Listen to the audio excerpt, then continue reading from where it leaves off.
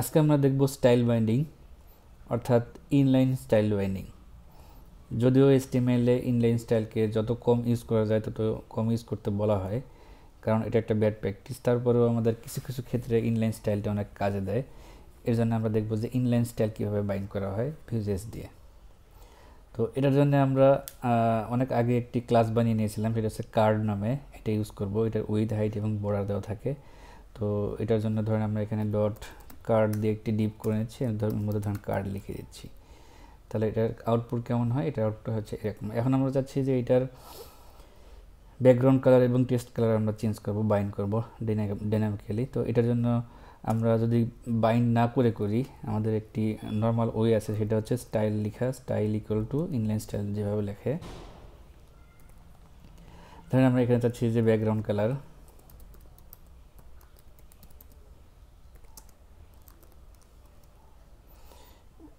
Red, তাহলে কি হবে?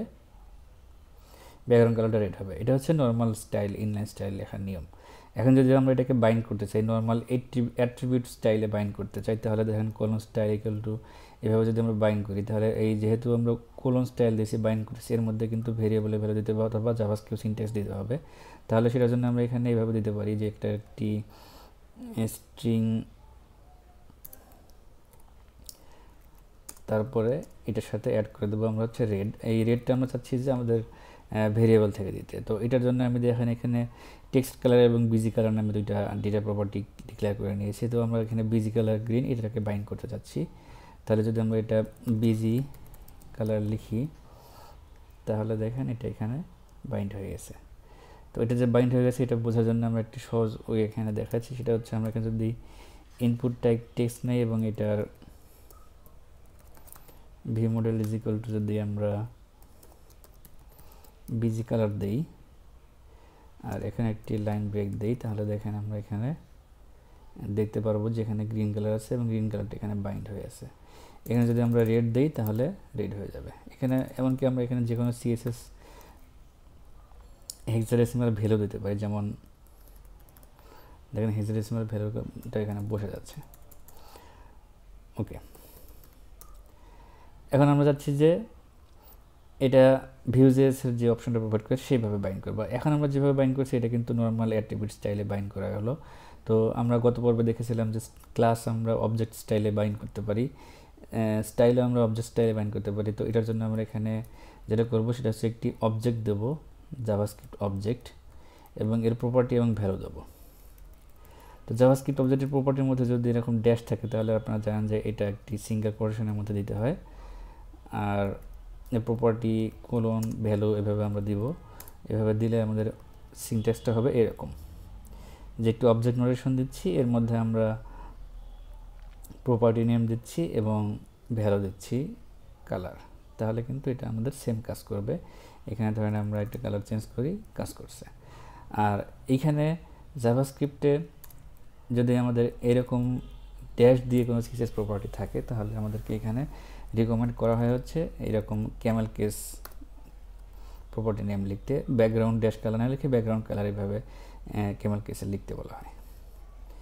তাহলে এটা লিখলে আমরা সেম রেজাল্টই পাবো,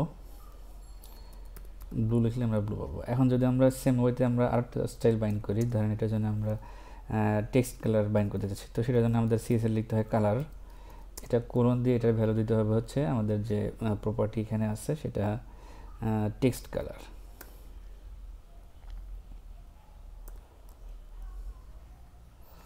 তাহলে এটার আউটপুট আমরা এখানে দিতে পারছি। টেক্সট কালারটা আমাদের এখানে মেবি ব্ল্যাক ছিল, তো চলুন এটা আমরা এখানে দেখে আসি।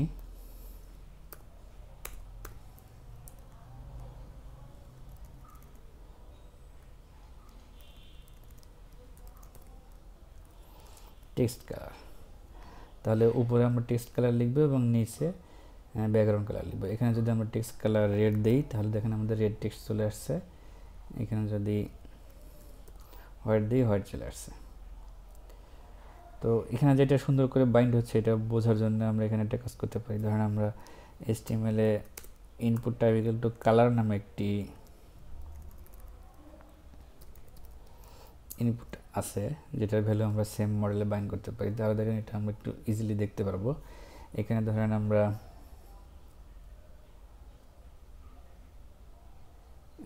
বিজি কালারের সাথে এটা বাইন্ড করেছি।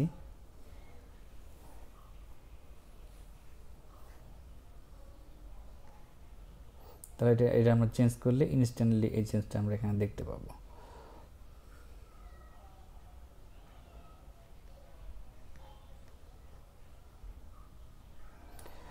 আচ্ছা, এখানে যদি আমরা লাইন ব্রেকটা না দিই তাহলে একটু ক্লিয়ারলি দেখতে পাবো। দেখেন আমরা যদি এখানে রিলোড দেই,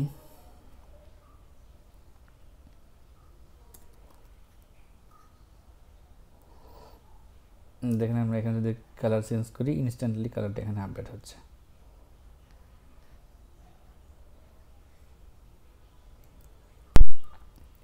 তো এই ছিল আজকের স্টাইল বাইন্ডিং সম্পর্কে আলোচনা।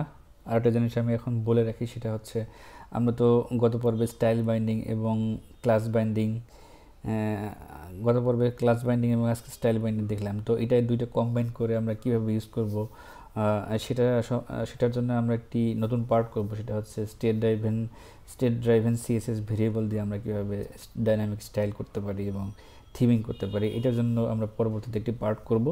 তো আমরা জাস্ট আজকে দেখালাম সেটা হচ্ছে ডাইনামিক স্টাইল কীভাবে বাইন্ড করা হয় এবং ক্লাস কীভাবে বাইন্ড করা হয় সেটা আমরা আগের পর্বে দেখেছি। আর আমি আজকে কয়েকদিন পরে আজকে ভিডিও বানাচ্ছি। আমি এখন থেকে চেষ্টা করব সামনে কয়েকটা দিন পর পর রেগুলার কিছু ভিডিও নিয়ে আসার জন্য। ধন্যবাদ সবাইকে।